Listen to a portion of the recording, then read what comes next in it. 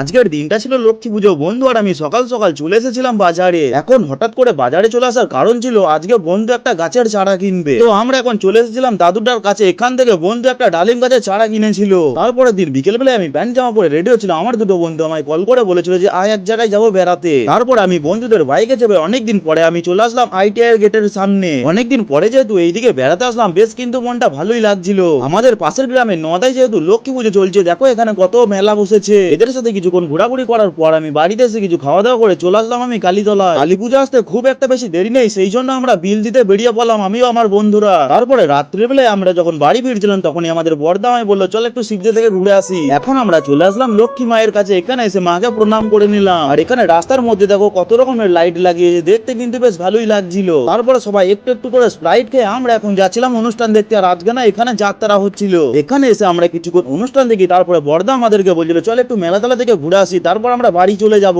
এখন আমাদের মেলা দেখা হয়ে গেল, চলো এখন বাড়ি যাওয়া যাক। এই ভিডিওটা যদি তোমরা লাস্ট পর্যন্ত দেখে থাকো তাহলে কমেন্ট অবশ্যই একটা হাই লিখে যেও।